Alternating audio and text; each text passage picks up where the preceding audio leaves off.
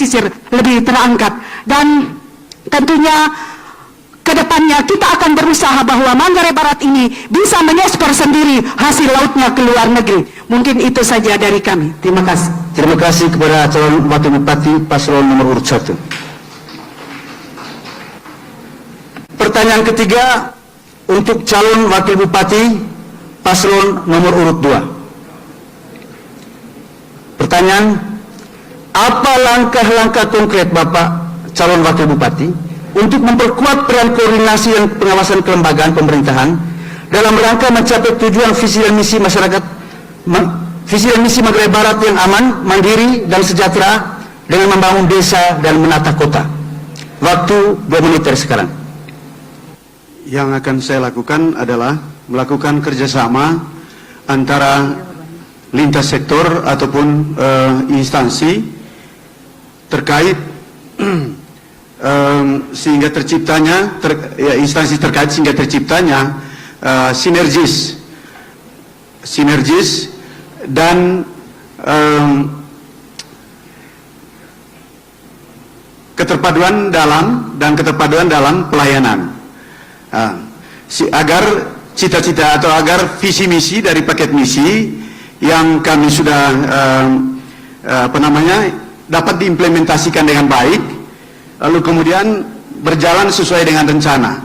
Nah, harapannya bahwa semua OPD itu bisa mendukung dan bekerja sama untuk menyukseskan atau menjalankan seluruh program-program yang sudah kami sampaikan pada saat kami melakukan kampanye.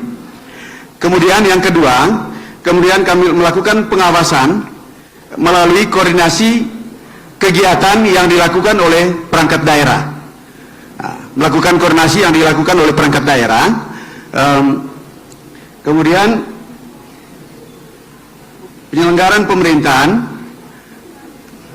ini saya bingung, serta mengevaluasi penyelenggaraan pemerintahan yang sudah dilakukan atau yang dilaksanakan oleh pemerintah daerah, kabupaten, terus kemudian kelurahan dan desa, sehingga tercapailah visi misi Mabar Hebat.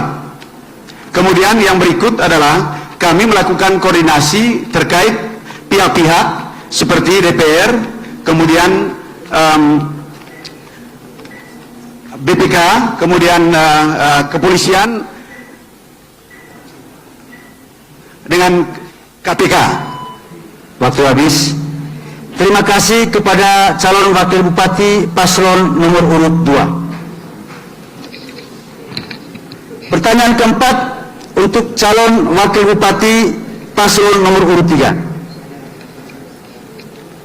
Pertanyaannya, apa langkah-langkah konkret Bapak calon wakil bupati untuk memperkuat peran koordinasi dan pengawasan kelembagaan pemerintahan dalam rangka mencapai tujuan visi Mabar Bangkit menuju Mabar Mantap? Waktu 2 menit dari sekarang. Edi Weng memiliki visi Mabar Bangkit menuju Mabar Mantap, bangkit dari kemiskinan dan ketertinggalan. Untuk mengatasi ketertinggalan kita perlu mempunyai etos, pemerintah punya etos kerja yang tinggi. Sebagai wakil bupati saya akan bina hubungan yang harmonis dengan bupati. Bupati dan wakil adalah partner. Dan hubungan harmonis ini akan saya tularkan kepada seluruh staf yang ada dan ASN. Karena apa? Manggarai Barat itu adalah milik kita bersama. Sebagai wakil bupati saya akan menetapkan transparansi dan akuntabilitas dalam birokrasi. Kemudian juga apa yang akan dibuat, langkah-langkah yang dibuat. Pertama, saya akan memastikan bahwa seluruh dokumen perencanaan yang dibuat oleh perangkat daerah itu harus semuanya mengacu kepada visi dan misi yang dipunyai oleh bupati dan wakil bupati terpilih. Yang kedua, memastikan juga bahwa seluruh pelaksanaan pembangunan dilakukan oleh OPD atau perangkat daerah itu tidak boleh keluar dari apa yang sudah mereka rencanakan. Yang kedua. Yang ketiga, kita akan buat yang namanya kinerja, di mana melalui kinerja ini wakil bupati dapat memantau kinerja setiap birokrasi, di mana dengan ini akan dibangun budaya kerja yang baru dalam rangka meningkatkan etos kerja dan tanggung jawab setiap birokrasi.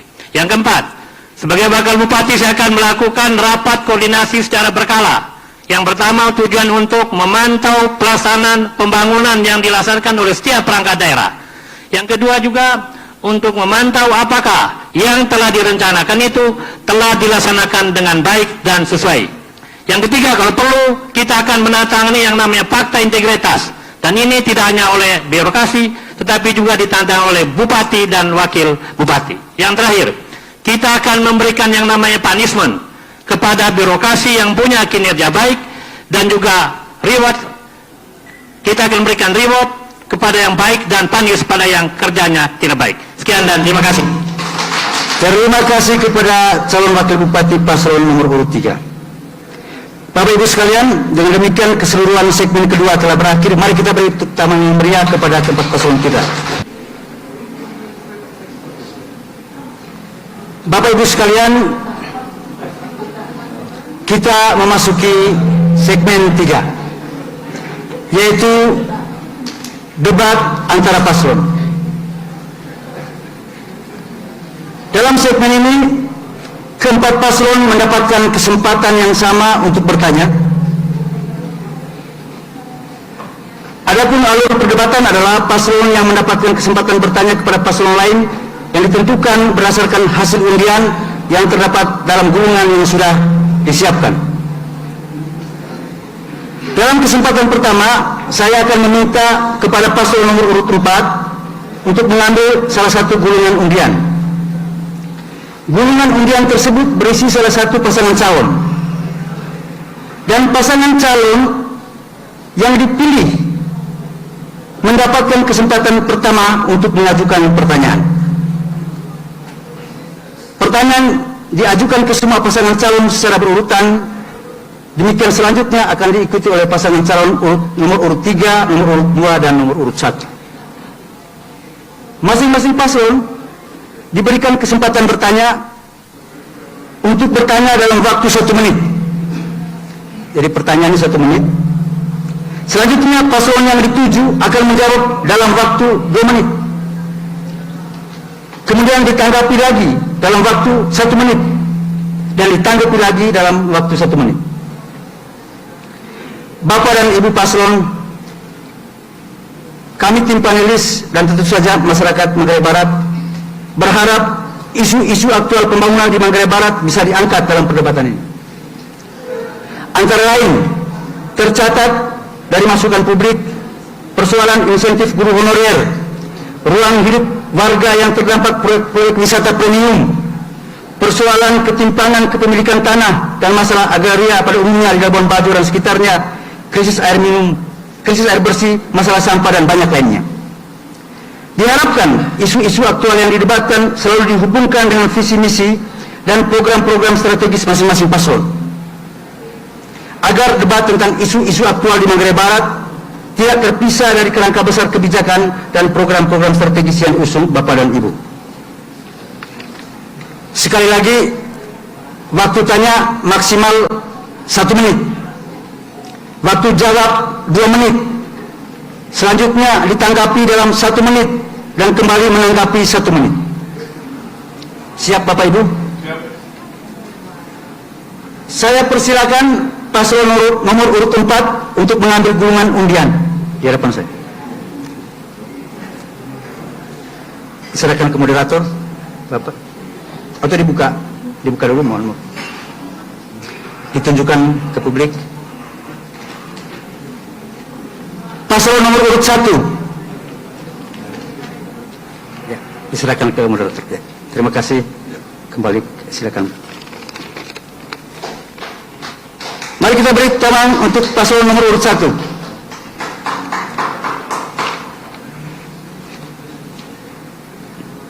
Dipersilakan kepada paslon nomor urut 1, Bapak Ferdi dan Ibu Rizky, untuk mengajukan pertanyaan kepada paslon nomor urut berapa, Bapak? Silakan ditentukan. Nomor 4. Di paslon nomor urut 1 mengajukan pertanyaan kepada paslon nomor urut 4. 1 menit dari sekarang dimulai. Saya persilakan Ibu Wakil yang menyampaikan. Baik, bagaimana kiat dan strategi mengimplementasikan program terkait perbaikan tunjangan penghasilan bagi ASN, guru, para medis, PPL, dan staf desa sebesar 5 kali lipat dengan kenyataan bahwa kemampuan kapasitas fiskal daerah yang sangat kecil. Terima kasih. Gimana langsung? Silakan. Oke, terima kasih saudara saya paket 1. Tentu ini dalam rangka mewujudkan pemerintahan yang baik dan bersih, ya. Kami sudah berpikir, etos kerja itu harus dimulai dari sekarang. Karena saya lihat selama ini saya sudah pengalaman hampir 20 tahun saya belajar birokrasi hanya orientasi SPPD. Itu kebiasaan, datang kerja hanya orientasi SPPD. Sehingga ke depan tidak ada lagi kalau saya jadi seorang bupati di Manggarai Barat ini, kalau kunjungan kerja saja, kalau urusan dinas pertanian, hanya kepala dinas pertanian aja yang pergi, supaya tidak mengganggu seluruh pelayanan. Bayangkan kalau seluruh kepala dinas pergi, berapa duit itu? Kalau 3 yang pergi, 17 SPPD dititip. Ini kebiasaan. Sehingga ini yang saya angkat bahwa ini tunjangan kinerja, bukan gaji. Kinerja ini dalam rangka mewujudkan pemerintahan yang baik, sistem merit system, reward and punishment. Kalau orang yang kerjanya buruk, nggak mungkin kita beri. Dan ini sesuai dengan PP 11. Tidak ada yang salah dalam poin ini. Oke, yang kedua kaitan dengan sumber uang. Sumber uang kita akan banyak ke depan, seiring dengan pertumbuhan ekonomi. Sama seperti seorang manusia, tiap tahun tambah umur, pasti tambah juga uangnya. Jadi rakyat Manggarai Barat jangan khawatir. Ini hal sangat luar biasa. Terus yang kedua, perlu dipelajari. Bangun sekolah di Manggarai Barat ini, banyak sekolah yang tidak ada murid sejak bangun sampai hari ini. Bangun air bersih di Manggarai Barat ini, tidak ada air, perlu diperhatikan. Bangun pasar-pasar desa, terminal, tidak ada fungsi. Berarti ini bukan kebutuhan masyarakat. Uang kita pasti banyak ke depan, karena mentalnya bukan mental proyek, mental kebutuhan masyarakat diutamakan di atas kepentingan yang lain. Kira-kira gitu, saudaraku, paket 1. Nomor urut 1 untuk memberikan tanggapan, 1 menit dari sekarang. Bagus sekali deskripsi yang disampaikan oleh calon bupati nomor 4, tetapi rupanya itu sepertinya impossible. Karena soal penghasilan, penggajian, semua sudah atur dalam regulasi. Dan negara ini sudah ada pembagian tugasnya. Pusat tugasnya untuk mengatur norma, standar, dan kriterium. Salah satunya tentang gaji. Tidak diberi kebebasan kepada bupati daerah itu untuk menaikkan pertunjangan. Minta maaf, saya selesaikan dulu. Ini bukan debat kusir. Saya minta tolong. Kalau gitu saya stop. Lanjutkan Pak Ferdi. Kita kan mempunyai taat asas sebagai bupati, serva ordinem et ordo serva vitae. Jadi tidak bisa kita mengestimasi begitu dan melaksanakan tunjangan itu begitu besar, kecuali kalau kita memperjuangkan undang-undang.